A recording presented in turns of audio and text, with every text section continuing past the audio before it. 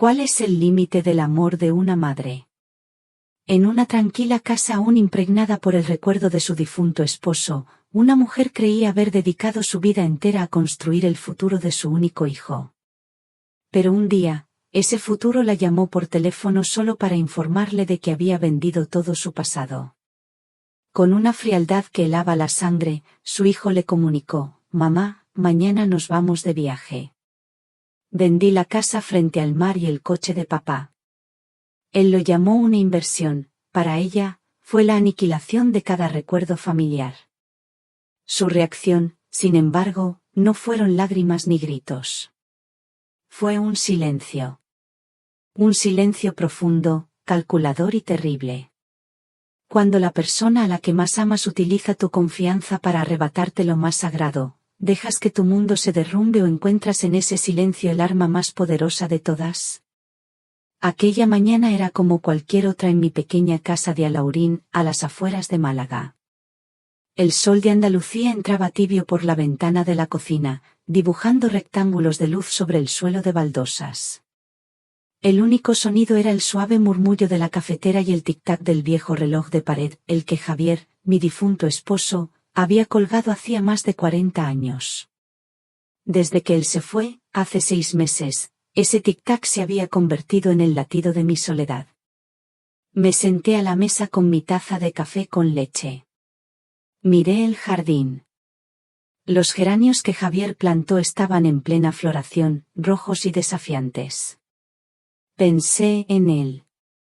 Siempre pienso en él. En cómo le gustaría verlos. En la calma que me daba su presencia, incluso en silencio. Entonces, el móvil vibró sobre la mesa. El sonido, tan moderno y estridente, rompió la paz de la mañana como una piedra arrojada a un estanque. Lo miré. Era Mateo. Mi corazón dio un vuelco, una mezcla de alegría y una extraña inquietud que siempre sentía últimamente cuando me llamaba. Desde que se mudó a Madrid con su novia, Sofía, sus llamadas eran cada vez más cortas. Más distantes. Contesté, intentando que mi voz sonara alegre. «Hijo, qué alegría. ¿Cómo estás?» La voz de Mateo sonó seca al otro lado. Sin un «hola, mamá». Sin calidez. «Mamá, te llamo para ser breve. Sofía y yo nos vamos de viaje mañana. A Londres. Ha surgido una oportunidad de negocio que no podemos dejar pasar». Sentí un nudo en el estómago. Londres. Tan lejos. Pero, hijo, qué repentino. ¿Un viaje de negocios? Él suspiró. Un suspiro impaciente que me atravesó el pecho. No es un viaje, mamá. Nos mudamos. Es una inversión importante. Y para eso, necesitaba liquidez. Ya vendí el apartamento de Marbella y el coche de papá. Las palabras se quedaron flotando en el aire. Suspendidas. Marbella. El coche. El apartamento de Marbella. El lugar donde Mateo aprendió a nadar. Donde Javier y yo pasamos todos los veranos de nuestra vida, viéndolo crecer. El coche. El viejo Seat en el que Javier me llevó al hospital para dar a luz. El coche que aún olía un poco a él. Vendido.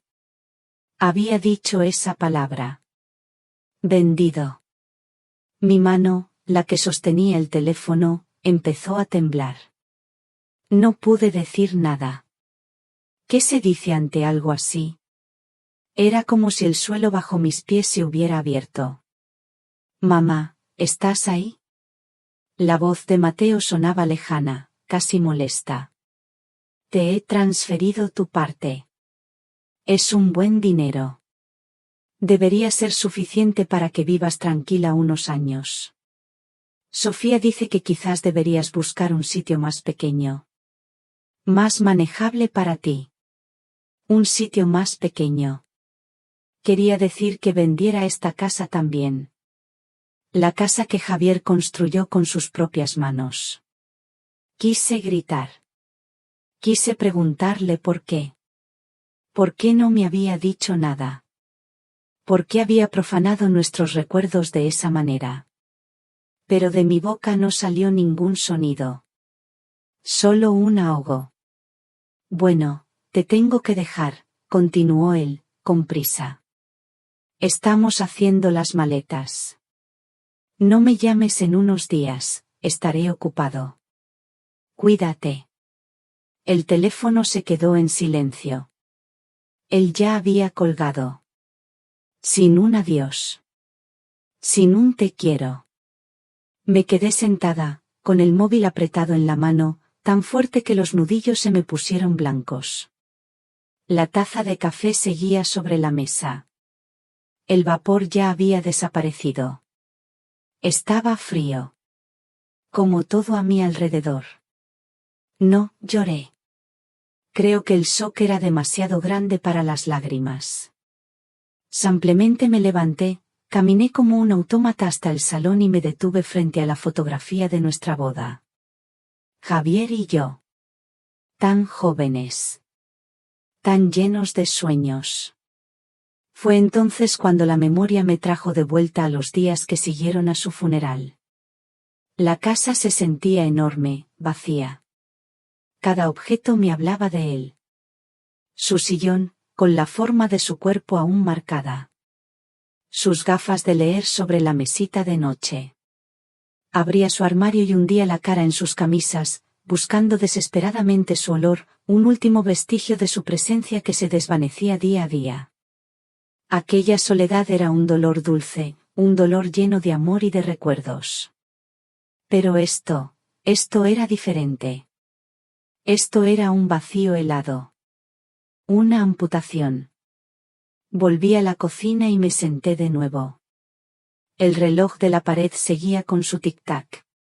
Tic-tac. Marcando el paso de un tiempo que, para mí, se había detenido en seco. Mateo, mi hijo, la única persona que me quedaba en el mundo, acababa de borrar nuestro pasado con una llamada de 2 minutos. Y yo, su madre, me había quedado sola, en silencio, en una casa llena de fantasmas. No sé cuántas horas pasé sentada en aquella silla, mirando un punto fijo en la pared de la cocina. El tic-tac del reloj era el único que se atrevía a moverse en un mundo que para mí se había quedado quieto. Congelado. Finalmente, me levanté. Mis piernas se sentían pesadas, como si llevaran ancladas una eternidad. Caminé por la casa sin rumbo, pasando la mano por los muebles, por los marcos de las fotos. Era un tacto vacío, el de una extraña en su propio hogar. La casa, mi refugio, se había convertido de repente en una jaula de recuerdos rotos. Entré en el pequeño despacho de Javier. Era la única habitación que apenas había tocado desde su muerte. Todo seguía como él lo dejó. Sus libros ordenados en la estantería, su pluma sobre el secante, un ligero olor a papel viejo y a su colonia de lavanda que se negaba a desaparecer. Me acerqué a su escritorio de roble, una superficie sólida y fiable, como lo eran sus manos. Empecé a limpiar, sin pensar. Era un acto mecánico, una necesidad de poner orden en medio del caos que sentía por dentro. Pasé un paño por la lámpara, recoloqué la pila de facturas viejas. Y entonces mis ojos se posaron en la estantería. En el lomo de cuero gastado de su libro favorito. El Quijote. Javier siempre decía que todos tenemos algo de Quijote, que todos luchamos contra molinos de viento que solo nosotros vemos. Lo cogí. El libro pesaba en mis manos, un peso familiar y reconfortante. Al abrirlo, algo cayó sobre la alfombra. No fue un marcapáginas. Era un sobre. Un sobre grueso y amarillento, sin remitente, con mi nombre escrito en la caligrafía elegante y firme de Javier. Carmen. Mi corazón se detuvo un instante y luego empezó a latir con una fuerza desbocada. Me senté en su sillón de cuero, el que todavía guardaba la huella de su espalda, y con los dedos temblorosos, rompí el sello. Dentro había varios documentos oficiales y una carta doblada en 4. Empecé a leer. Carmen, mi vida. La reconocí al instante. Era su voz, hablándome desde el papel. Si estás leyendo esto, significa que yo ya no estoy ahí para cuidarte. Lo siento, mi amor. Siento haberme ido antes de tiempo. Te escribo estas líneas no para entristecerte, sino para explicarte algo que he guardado en secreto durante años. Mi respiración se hizo más superficial. Tú sabes que siempre he gestionado yo los asuntos de la casa, las cuentas, las propiedades. No por desconfianza, nunca, sino por costumbre, por esa tonta manía de los hombres de nuestra generación de querer llevar el peso del mundo.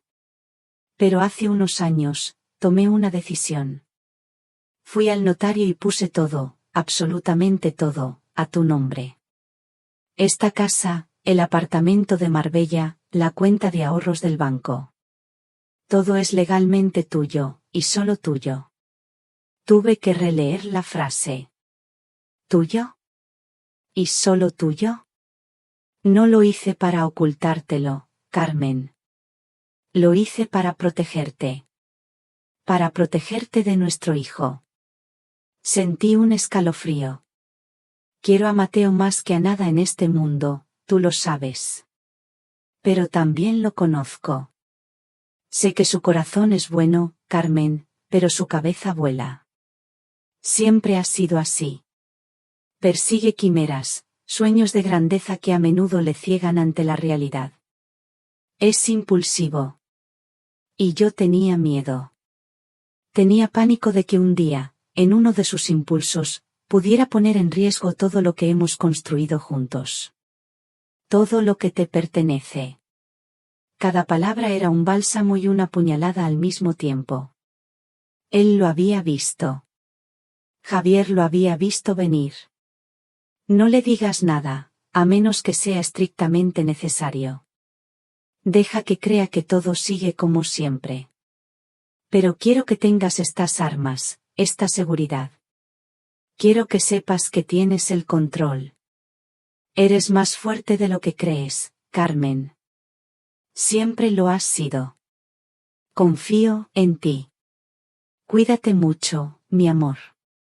Y no dejes que nadie, ni siquiera nuestro hijo, te quite la paz que tanto te mereces. Tuyo siempre, Javier.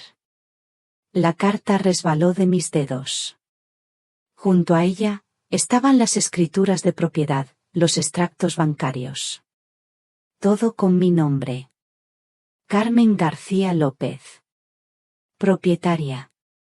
Y entonces lloré. Pero no eran las lágrimas de antes, las lágrimas secas y amargas de la traición.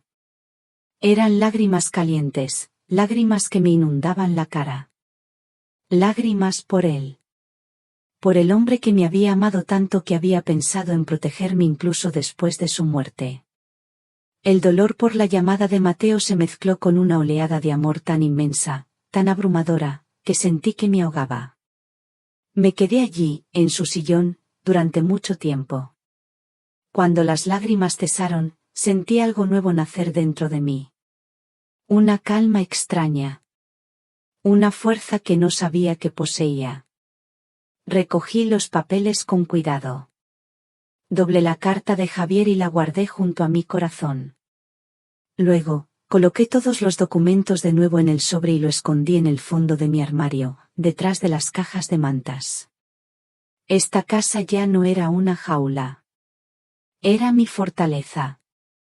Mateo no me había quitado nada. Al contrario. Sin saberlo, acababa de darme una razón para luchar. La guerra no sería por el dinero. Sería por el respeto. Por la memoria. A la mañana siguiente, me levanté con un propósito. El sol entraba por la misma ventana, pero yo ya no era la misma mujer. Guardé el sobre con los documentos en mi bolso de mano, el que usaba para las ocasiones importantes, y salí de casa. El despacho del señor Morales estaba en el centro del pueblo, encima de la farmacia antigua. Subí las escaleras de mármol gastado, cada escalón un eco del pasado. Morales era amigo de Javier desde la infancia. Un hombre de 70 años, con el pelo blanco y unos ojos cansados que lo habían visto todo. Me recibió con un abrazo paternal. Carmen, qué sorpresa. Siéntate, por favor. ¿Un café? Negué con la cabeza. No tenía tiempo para formalidades. Abrí el bolso, saqué el sobre y lo puse sobre su mesa de madera oscura, junto a un pisapapeles con forma de balanza. La balanza de la justicia. ¡Qué ironía! Necesito que mires esto, Ricardo. Morales se puso las gafas, abrió el sobre y empezó a revisar los documentos, hoja por hoja.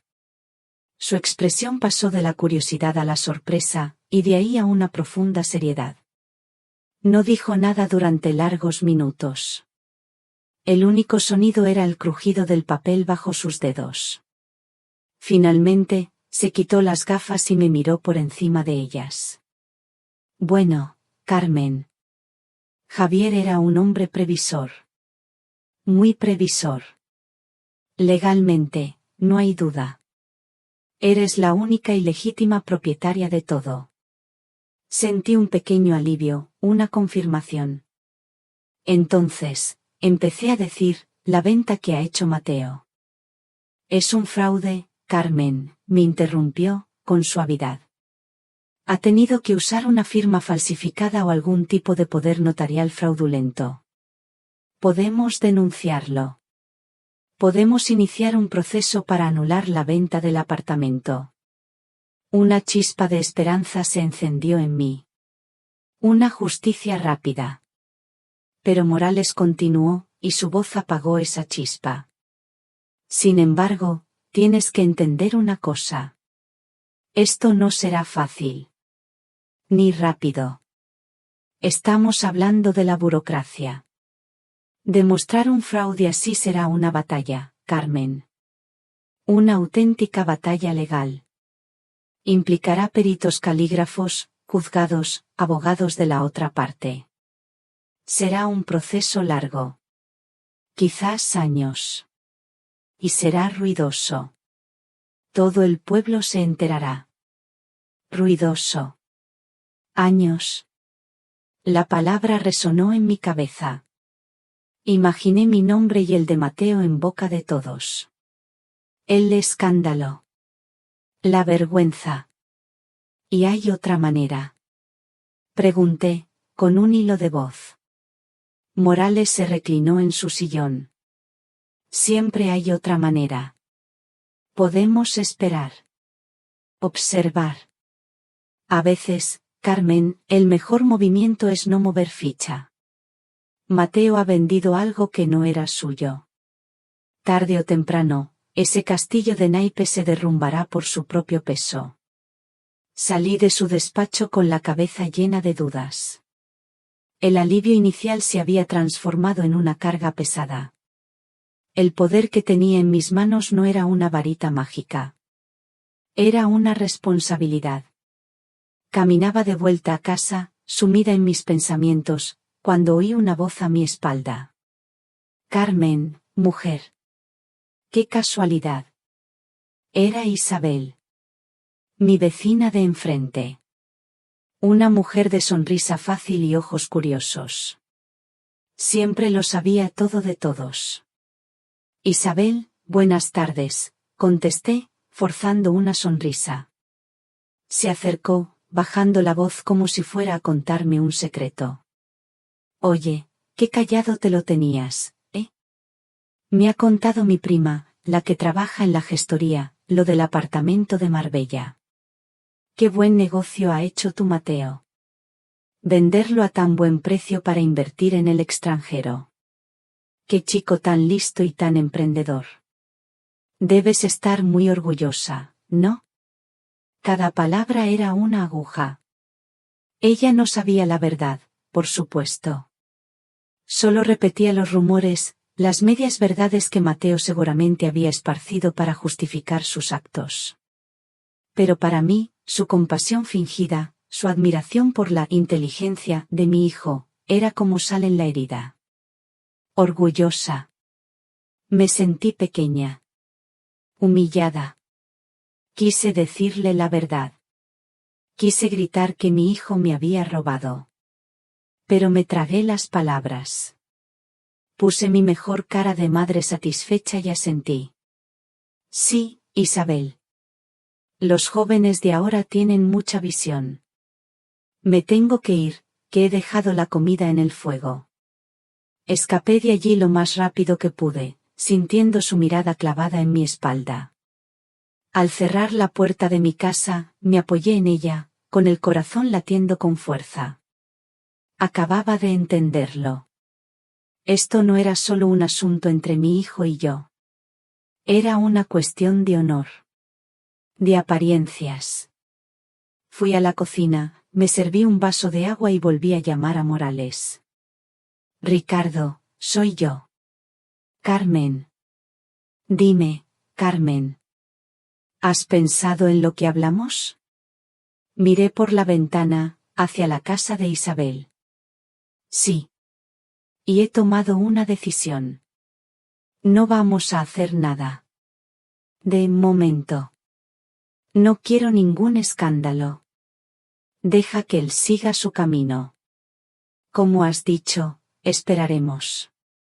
El tiempo nos dará la respuesta. Colgué el teléfono.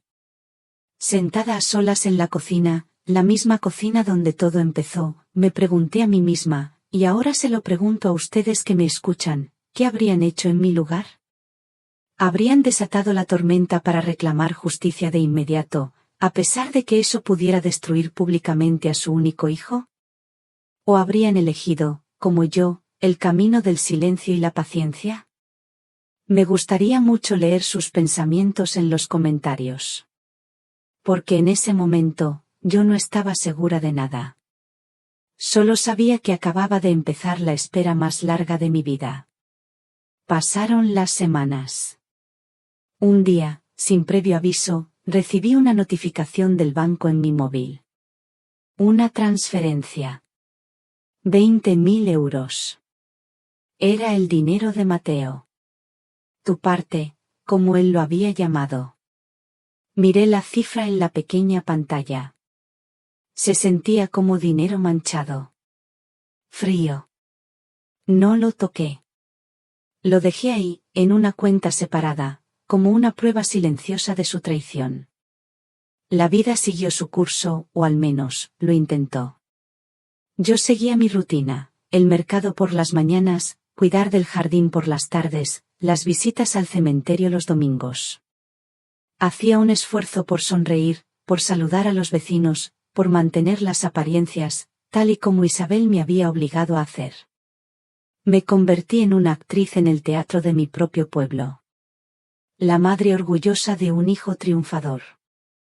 Las noticias de ese supuesto triunfo me llegaban a través de otros. Un día, mi sobrina Laura vino a visitarme. Con la inocencia de sus 20 años, sacó su teléfono y me dijo: Tita, mira qué bien le va a Mateo. En la pantalla, vi una foto. Mateo y Sofía, en un restaurante que parecía sacado de una revista. Él llevaba un traje oscuro, ella un vestido brillante. Sonreían a la cámara, con copas de champán en la mano. Detrás de ellos, las luces de Londres se extendían como un collar de diamantes. Laura pasó el dedo por la pantalla. Otra foto. Sofía con un bolso de una marca que ni siquiera sabía pronunciar. Otra más. Mateo junto a un coche deportivo de color rojo. Están viviendo un sueño, ¿verdad? Dijo Laura, con admiración. Yo miré la sonrisa de mi hijo. Conocía esa sonrisa. Era la misma que ponía de niño cuando rompía un jarrón y trataba de ocultarlo. Era una sonrisa ancha, pero no le llegaba a los ojos. Sus ojos. En sus ojos había algo que no cuadraba. Una tensión. Un vacío. Sí, un sueño, contesté, devolviéndole el teléfono. Parece que les va muy bien. Pero mi corazón de madre me decía otra cosa. Me decía que aquel brillo era falso. Que era un decorado. Y que detrás del telón, la función era muy diferente. No tuve que esperar mucho para confirmarlo. Unas semanas después, el teléfono sonó. Era él. ¿Mamá? Su voz ya no sonaba seca y apresurada. Sonaba, diferente. Más, suave. Casi forzada. Hola, hijo. ¿Estás bien? Sí, todo genial, dijo, demasiado rápido. El negocio va viento en popa. De hecho, por eso te llamaba. Ha surgido un nuevo proyecto, una oportunidad increíble, pero nos pide un pequeño capital inicial. Estamos pensando en ello. Hubo una pausa. Un silencio calculado. Y entonces, llegó la pregunta que yo sabía que iba a llegar. Oye, mamá, tú en casa estás bien, ¿verdad? ¿El dinero que te envié, te da para vivir holgadamente? ¿No tienes ningún apuro? Ahí estaba. La primera grieta en el muro. No estaba preguntando por mí. No le importaba si yo estaba bien o mal. Estaba tanteando el terreno. Estaba midiendo si podía volver a pedir. Si aún quedaba algo por exprimir. Sentí una punzada de dolor, aguda y profunda. Pero mi voz, cuando salió, fue serena. Tranquila. Había estado ensayando esa respuesta en mi cabeza durante semanas. Yo estoy bien, Mateo. No te preocupes por mí. Con la pensión de tu padre me apaño, como siempre he hecho. Ese dinero que me mandaste ni lo he tocado. Es tuyo, hijo. Yo no necesito nada. Tú preocúpate de tus negocios. Hubo otro silencio al otro lado de la línea. Esta vez, fue un silencio de sorpresa. De derrota. Seguramente esperaba que le dijera que sí, que vivía con lujos, que me sobraba el dinero. Mi respuesta le había cerrado la puerta. Ah, dijo finalmente. Bueno. Bien. Me alegro de que estés bien, mamá. Pero su tono de voz ya no era el mismo. La falsa confianza se había desvanecido. Te dejo, que tengo una reunión. Hablamos. Colgó.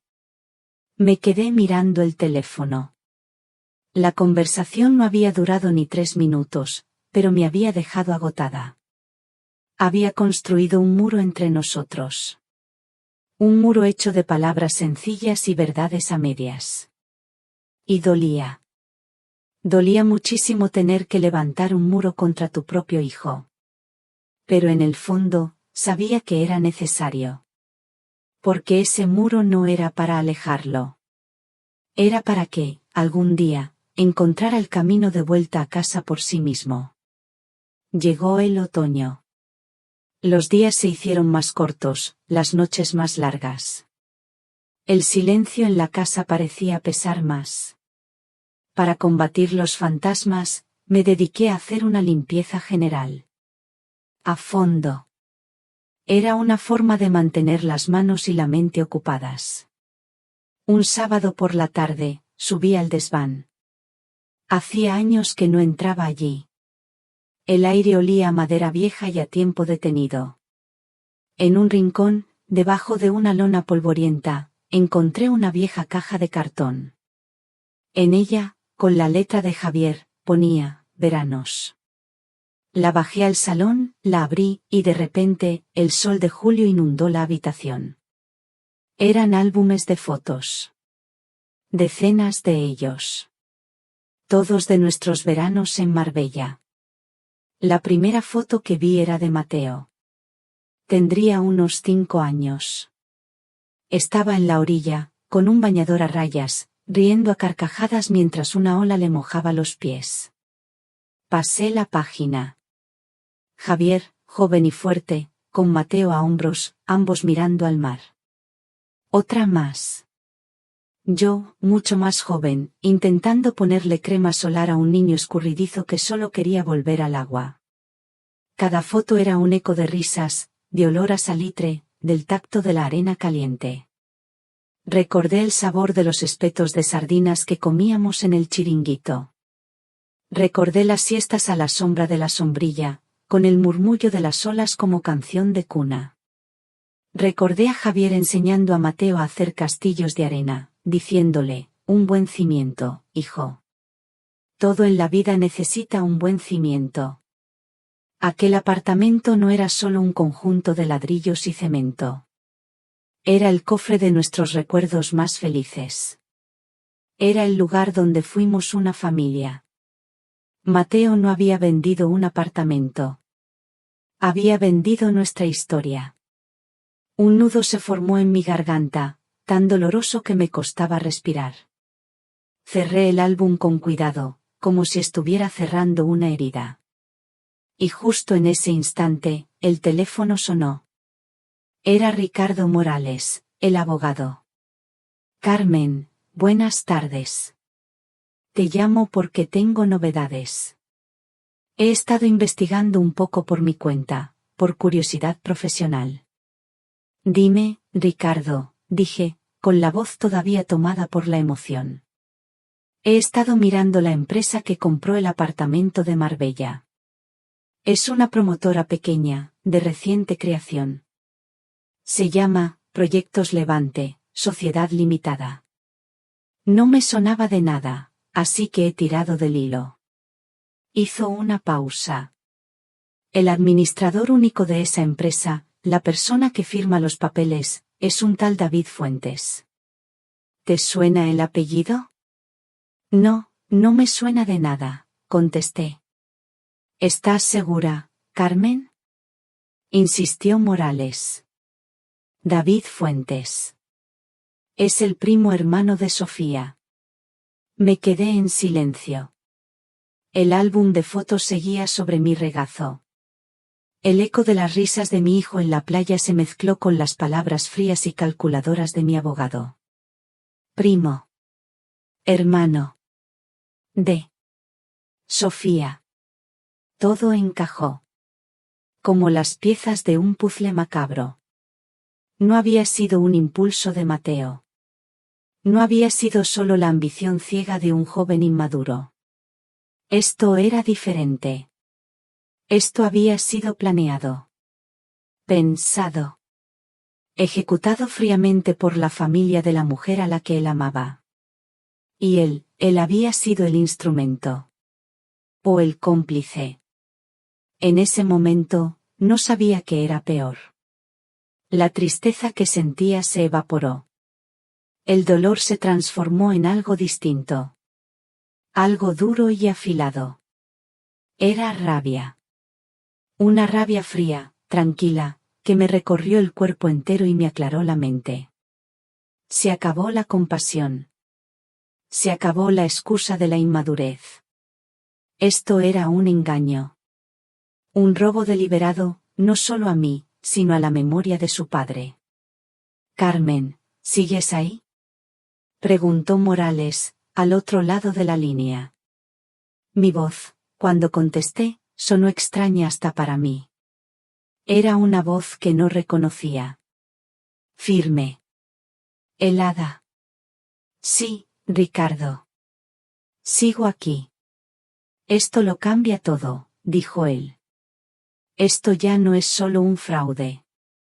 Esto huele a estafa organizada. Deberíamos actuar ya. No, dije, tajante. Pero, Carmen. Escúchame, Ricardo, le interrumpí. Quiero que prepares todo. Cada papel. Cada documento. Quiero que tengas listo el expediente para presentar la querella. Quiero tenerlo todo preparado para anular esa venta y acusarlos de estafa. Pero no harás nada. Absolutamente nada. Hasta que yo te dé la orden. ¿Entendido? Hubo un silencio. Pude imaginar a Morales, al otro lado, sorprendido por mi tono. ¿Entendido, Carmen?, dijo finalmente. Haré lo que me pides. Colgué el teléfono. Miré de nuevo la foto de Javier con Mateo a hombros. El niño que había sido mi mundo. El hombre que había roto mi corazón. Y por primera vez desde que todo esto empezó, supe exactamente lo que tenía que hacer. No iba a ser una batalla por un apartamento. Iba a ser una lección. Y yo, su madre, me iba a asegurar de que fuera una lección que ni él, ni Sofía, ni nadie de su familia, pudieran olvidar jamás. Los meses que siguieron fueron un goteo lento y predecible. Un goteo de mentiras. Las llamadas de Mateo se hicieron más frecuentes. Y más desesperadas. La fachada del empresario de éxito se desmoronaba con cada conversación. Primero fue una avería del coche. Un coche de lujo, por supuesto. Necesitaba dinero urgentemente para el taller. Mi respuesta fue siempre la misma, tranquila y monótona. Qué lástima, hijo. Yo no tengo dinero. Con la pensión de tu padre llego justa a fin de mes. Luego, Sofía se puso enferma. Una enfermedad rara y costosa que requería un tratamiento privado. Su voz, al contarme la historia, estaba cargada de un dramatismo tan falso que casi podía verle ensayando las frases. Pobre chica. Espero que se recupere pronto, Mateo. Pero yo no puedo ayudarte. La pensión no da para más. La última gran mentira fue sobre un negocio inmobiliario. Un pelotazo, como él lo llamó. Un edificio en el centro de Londres. Solo necesitaba una pequeña cantidad para la señal, una minucia comparado con lo que iba a ganar. Me prometió que me devolvería el doble en menos de un mes. Qué bien suena eso, hijo. Pero ya sabes que yo no tengo de dónde sacar. La pensión es la que es. Cada llamada era una pequeña obra de teatro. Y cada negativa mía era como un clavo más en el ataúd de su farsa. Me dolía. Claro que me dolía. Me dolía escuchar a mi hijo humillarse de esa manera, inventando excusas cada vez más ridículas. Pero la rabia que sentí aquel día, al descubrir la verdad sobre Sofía, se había convertido en una coraza. Una coraza fría que me protegía y me daba la fuerza para decir no. Una y otra vez. La confirmación del desastre, como siempre, no vino de él. Vino de la calle. Una mañana, barriendo la entrada de casa, apareció Isabel. Venía del mercado, con su carrito lleno y su lengua afilada. Carmen, querida. ¡Ay, qué disgusto! Empezó, sin ni siquiera darme los buenos días. Yo ya sabía que venía una mala noticia. Oh, para ella, un buen chisme. ¿Qué pasa, Isabel? Me lo ha contado mi sobrina, la que vive en Londres. Parece que a tu Mateo las cosas no le van tan bien como aparenta. Dicen que la novia, la tal Sofía, lo ha dejado. Se ha ido con un inglés de mucho dinero. Y parece que a tu hijo lo han echado del apartamento donde vivían. Pobrecito. Tiene que estar pasándolo fatal, solo en un país extraño. Me miró, esperando una reacción. Un lamento. Una lágrima. Pero yo solo sentí una profunda y amarga pena. No por él. Por mí. Por la madre que tenía que escuchar de una extraña que su hijo había sido abandonado y estaba en la calle. Asentí lentamente. Los negocios son así, Isabel. A veces se gana y a veces se pierde. Él es fuerte. Saldrá adelante. Me di la vuelta y seguí barriendo, dejando a Isabel con la palabra en la boca. No iba a darle el gusto de verme sufrir. Mi dolor era mío, y no iba a compartirlo en el mercado del pueblo. Esa noche, no pude dormir. Di vueltas en la cama, pensando en él. Imaginándolo solo, sin dinero, humillado.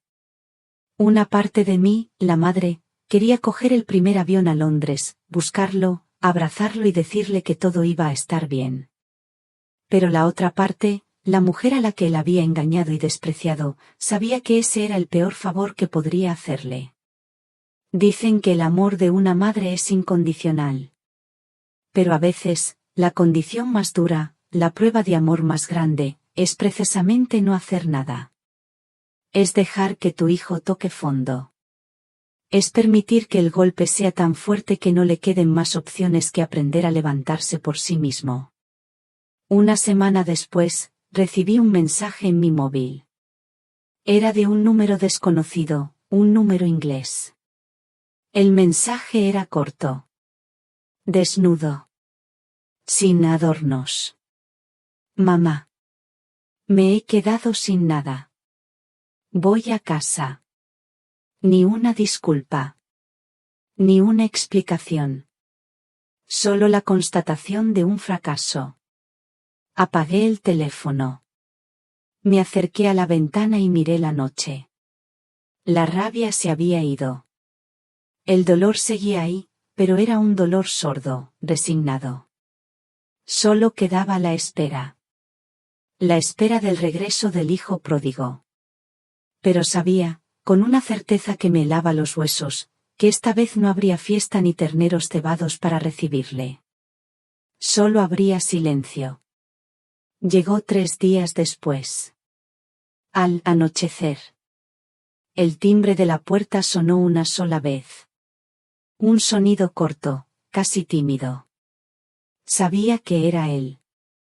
Mi corazón empezó a latir un poco más deprisa, pero mis manos estaban firmes. Fui hacia la puerta, respiré hondo y abrí. Allí estaba. La luz del porche le daba de lleno en la cara. Estaba más delgado. Mucho más. Tenía ojeras oscuras bajo los ojos y una barba de varios días. La ropa que llevaba, unos vaqueros y una camisa arrugada, parecía quedarle grande. Ya no era el empresario de éxito de las fotos. Era un náufrago. No llevaba maletas de marca. Solo una mochila vieja y medio vacía colgada de un hombro. Levantó la vista y nuestros ojos se encontraron por un segundo. Vi en los suyos una mezcla de agotamiento y vergüenza. Apartó la mirada enseguida, clavándola en el suelo. No me dijo, hola. No me dijo, perdón. No dijo nada. Yo tampoco. Simplemente me hice a un lado, dejando el paso libre. Entra, dije. Fue la única palabra que necesité. Él cruzó el umbral en silencio. El polvo de sus zapatos manchó las baldosas limpias del recibidor. Cerré la puerta y el sonido del cerrojo al girar pareció sellar algo entre nosotros. Se quedó de pie en medio del pasillo, sin saber qué hacer, como un extraño que no conoce las costumbres de la casa. Tu habitación está como la dejaste, dije, sin mirarle. El baño está al fondo. La cena estará lista en un rato. Me fui a la cocina. Había preparado puchero, el guiso que le encantaba de niño. Un plato caliente, humilde, de los que reconfortan el cuerpo. Pero no el alma. El alma de mi hijo necesitaba algo más que un plato de sopa. Le serví un tazón lleno hasta el borde. Lo puse en la mesa de la cocina. Él se sentó, con la cabeza gacha. El vapor del caldo le empañaba la cara. Cogió la cuchara. El único sonido era el tintineo metálico contra la loza. Yo no me senté con él. Me puse a fregar los cacharros que había usado para cocinar, dándole la espalda. Era un acto deliberado. Un mensaje. Estaba en su casa, sí. Le daría un techo y comida, sí. Pero la intimidad, la cercanía de una madre, eso se lo tenía que ganar de nuevo. Cuando terminó, dejó el plato en el fregadero sin decir palabra y se fue a su habitación. Oí la puerta cerrarse suavemente. Y así empezaron los días del silencio. Vivíamos en la misma casa, pero en mundos paralelos. Yo me levantaba temprano, hacía mis recados, cuidaba de mis plantas. Él apenas salía de su cuarto. A veces, por la noche, oía el sonido ahogado de la televisión o sus pasos arrastrándose por el pasillo para ir a la cocina a por un vaso de agua. No hablábamos. El aire en la casa era denso, pesado. Cargado de todo lo que no se decía. De las disculpas que no llegaban. De los reproches que yo me guardaba. Isabel, mi vecina, me preguntó por él un día. He visto luz en el cuarto de Mateo. ¿Ha vuelto el chico? Sí, contesté, sin dar más explicaciones. Ha vuelto. Me observaba, esperando detalles. Pero yo había aprendido a guardar mis secretos. El silencio era mi herramienta. Era mi castigo y, a la vez, su única oportunidad. Si le hubiera gritado, si le hubiera echado en cara todo su egoísmo, él se habría defendido. Habría puesto excusas. Se habría hecho la víctima.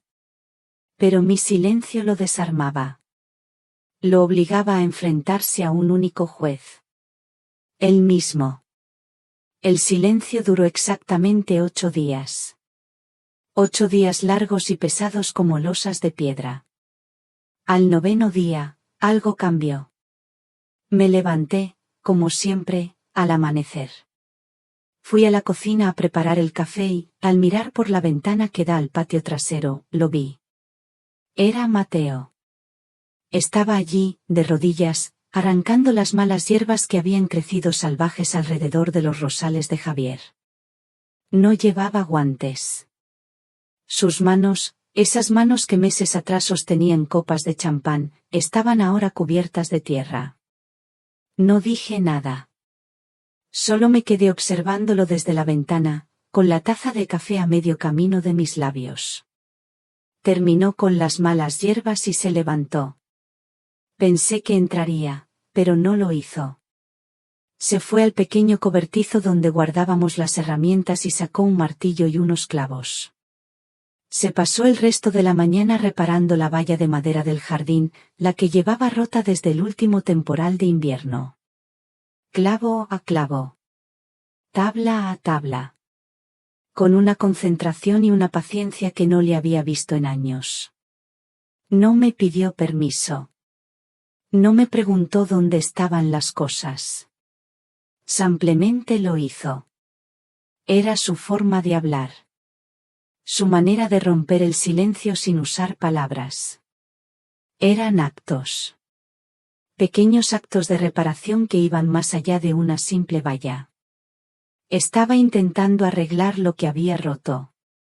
Y yo, en mi silencio, se lo estaba permitiendo. Pasaron varios días así.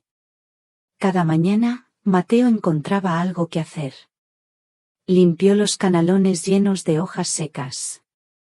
Arregló la persiana de mi dormitorio que no subía bien. Fregó el suelo del porche hasta dejar las baldosas relucientes. Trabajaba sin descanso, con una energía casi febril. Y yo lo observaba todo desde la distancia, sin decir una palabra de ánimo, sin ofrecer un vaso de agua. Era su penitencia.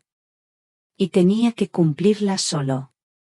Una tarde, yo estaba en la cocina, pelando patatas para la tortilla. Él entró desde el patio, sudado y con las manos sucias. Se detuvo en el umbral, sin atreverse a dar un paso más. Esperó a que yo levantara la vista del cuchillo. Mamá, dijo, con voz baja. Ronca. Fue la primera vez que me dirigía la palabra en casi 2 semanas. Dejé el cuchillo y la patata sobre la tabla de cortar. Lo miré. ¿Sabes?, continuó, tragando saliva, ¿sabes de algún sitio donde necesiten a alguien para trabajar?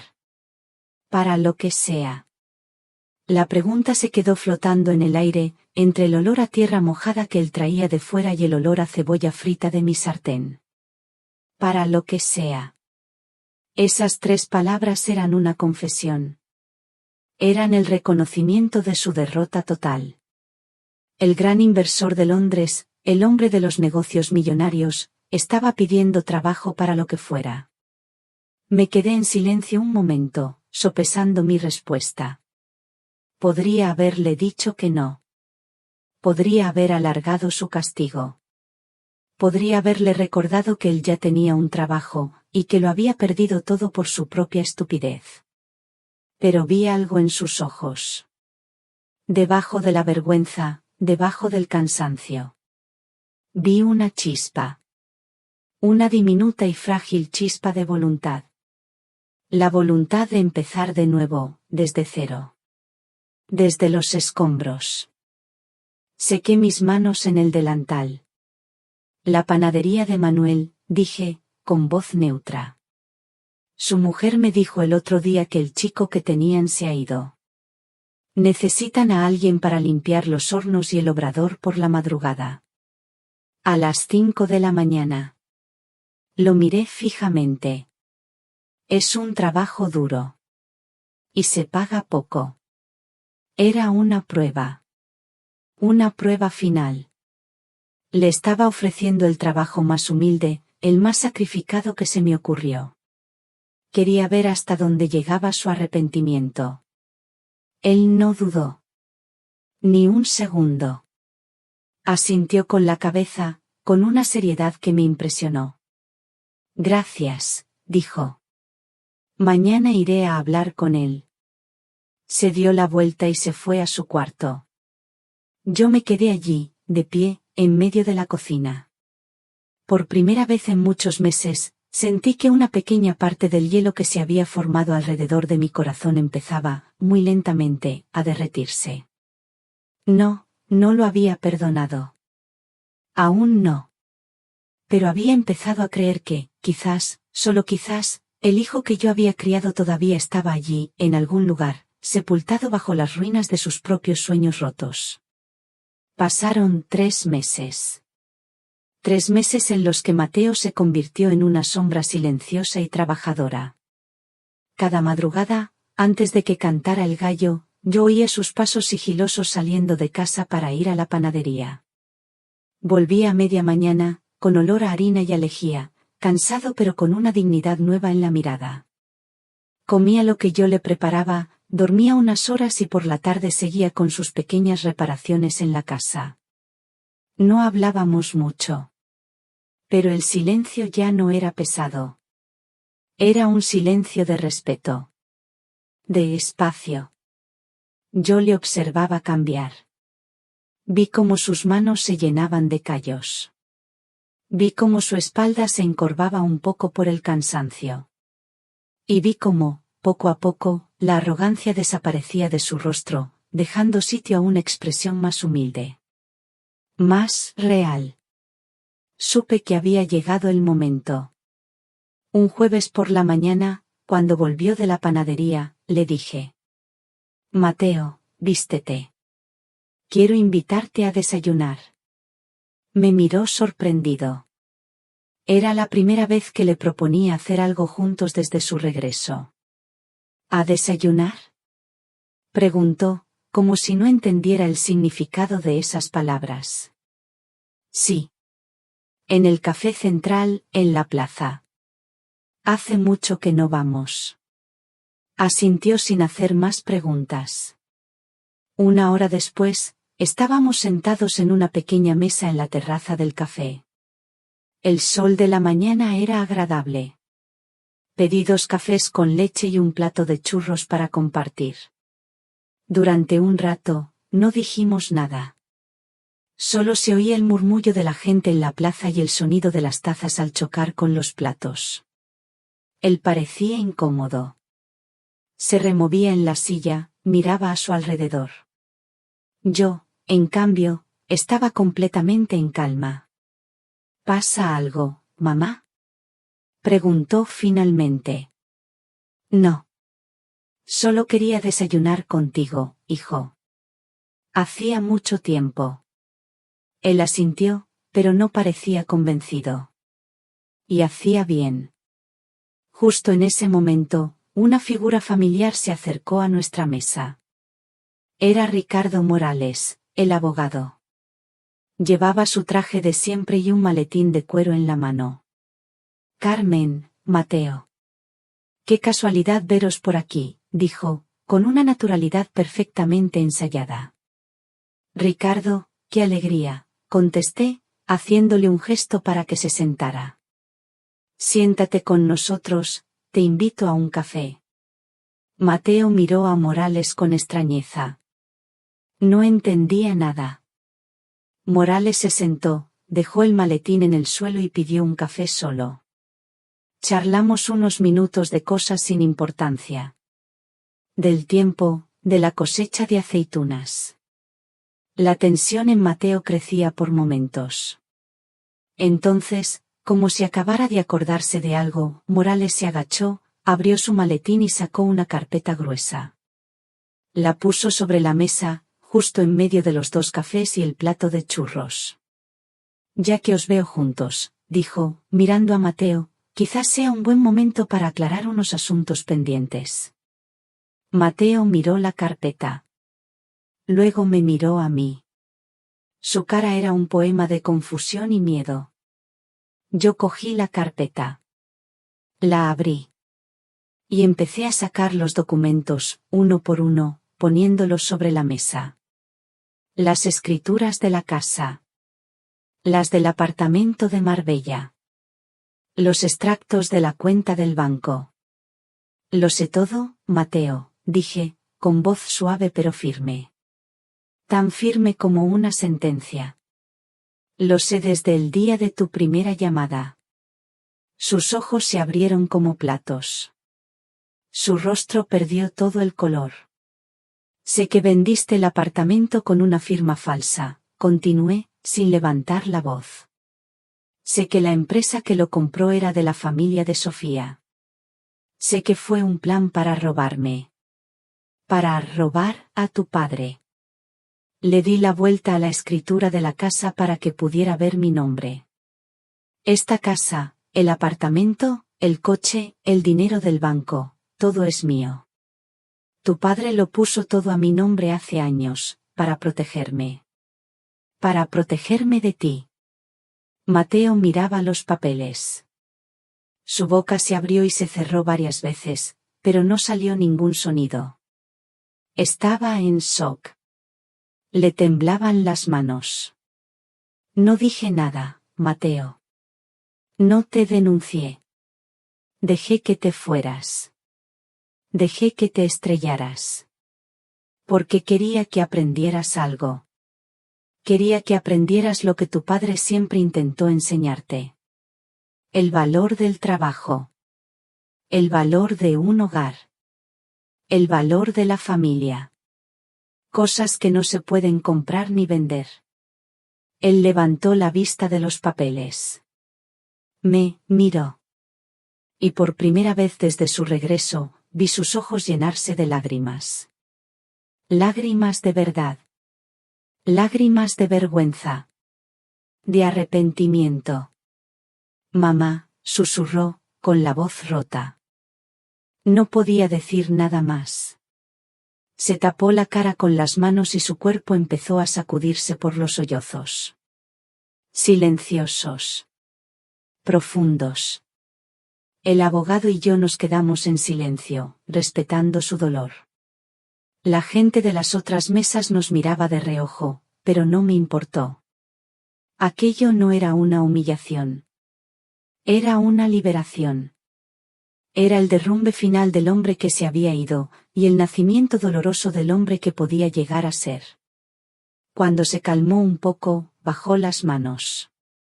Tenía la cara roja, los ojos hinchados. Perdóname, logró decir entre sollozos. Mamá, perdóname, por favor. No le tendí la mano. No le ofrecí un pañuelo. Lo miré con toda la seriedad de la que fui capaz. Un perdón no significa nada si no va seguido de acciones, Mateo. Y tú ya has empezado a actuar. Señalé sus manos, apoyadas sobre la mesa. Las manos de un trabajador. Llenas de callos y pequeños cortes. Sigue por ese camino, le dije. El perdón de verdad, el que importa, te lo tienes que ganar tú mismo. Cada día. Me levanté. Dejé el dinero para pagar los cafés sobre la mesa. Vámonos.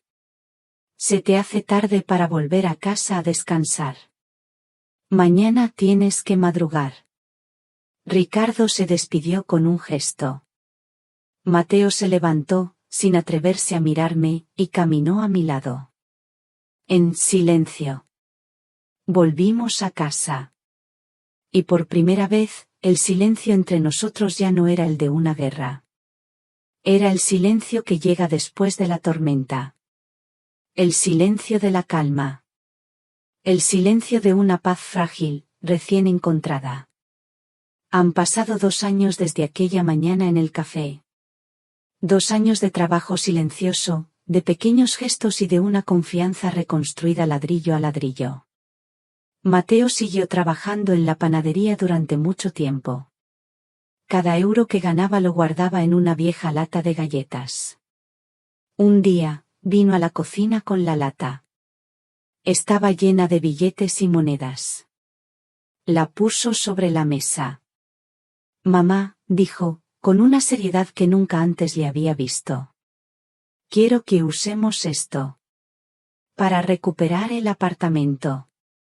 Morales, mi abogado, ya había conseguido anular la venta fraudulenta.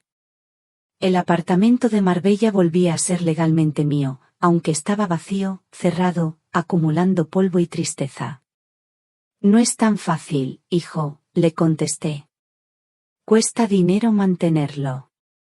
Y recuperarlo legalmente también tuvo un coste. Lo sé, dijo él. Por eso he estado ahorrando. Quiero empezar por ahí. Quiero devolverte lo que te costó recuperarlo. Y después, si me dejas, me gustaría encargarme de él. No para venderlo. Para darle vida otra vez. Fue su idea. Su proyecto. Su sueño.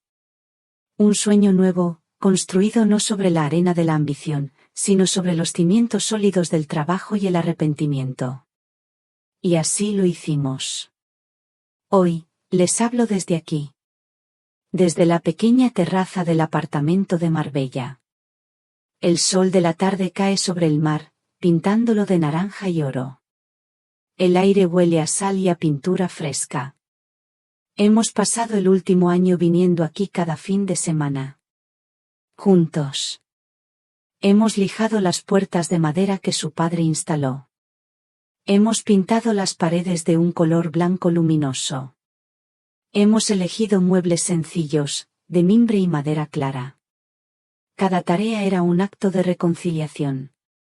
El sonido de nuestros martillos era una conversación. La brocha pasando por la pared borraba las heridas del pasado. No hablábamos mucho de lo que pasó. No hacía falta. Estábamos demasiado ocupados construyendo un futuro. Mateo ha cambiado. Es un hombre ahora. Un hombre de verdad. Ha aprendido el oficio de la fontanería y la electricidad con cursos por la noche. Durante el día, gestiona este pequeño rincón. Porque ya no es un apartamento de lujo. Lo hemos convertido en un pequeño alojamiento familiar. 2 habitaciones sencillas y acogedoras para viajeros que buscan la calma del mar. En la entrada, colgado en la pared, hay un pequeño letrero de madera que él mismo talló. Pone, el rincón de Javier. A veces, veo a mi hijo hablar con los huéspedes, recomendándoles un sitio para comer, o contándoles una anécdota de cuando era niño y jugaba en esta misma playa. Y lo veo feliz. No con la felicidad ruidosa y falsa de las fotos de Londres, sino con una felicidad tranquila, profunda. La felicidad de alguien que ha encontrado su lugar en el mundo. Nuestra relación también ha cambiado. Ya no soy la madre que protege y el hijo que depende. Somos compañeros. Socios. Dos supervivientes que han aprendido a respetarse. He aprendido mucho en estos años.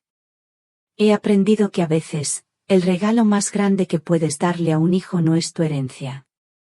Es la oportunidad de que se caiga, para que aprenda a levantarse solo. Es dejarle construir su propio legado, aunque sea sobre las ruinas de los errores que cometió. Y Mateo también ha aprendido. Ha entendido que la verdadera herencia de su padre no estaba en una escritura de propiedad. Estaba en cada clavo que puso en esta pared, en el amor con el que construyó este lugar. Estaba en los recuerdos. En este mundo que corre tan deprisa detrás del dinero y las apariencias, nosotros hemos encontrado una riqueza diferente. La paz del alma. La fuerza de una familia que se rompió en 1000 pedazos y supo cómo unirse de nuevo. Ahora mismo, Mateo ha salido a la terraza. Me ha traído una taza de café, como a él le gusta, cargado y sin azúcar. Se ha sentado a mi lado. No decimos nada. Solo miramos el horizonte. El sol se hunde lentamente en el mar. Y el silencio que hay entre nosotros ya no es un arma, ni una distancia. Es un abrazo. El abrazo de dos personas que se perdieron y, finalmente, después de un largo viaje, han encontrado el camino de vuelta a casa.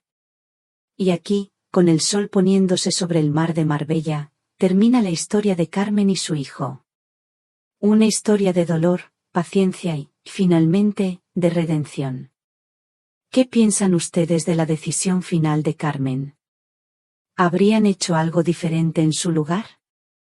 ¿Creen en el poder del silencio y la espera como herramienta para enseñar una lección? Compartan sus pensamientos en la sección de comentarios. Les aseguro que leo cada una de sus palabras, porque sus reflexiones dan vida a estas historias. Si este relato les ha hecho pensar, si les ha tocado el corazón de alguna manera, no olviden dejar un me gusta, compartirlo con alguien que crean que también se emocionará, y por supuesto, suscribirse al canal para no perderse los próximos viajes al alma que haremos juntos. Nos encontramos en la próxima historia. Y quién sabe, quizás la próxima vez, el protagonista, sea usted.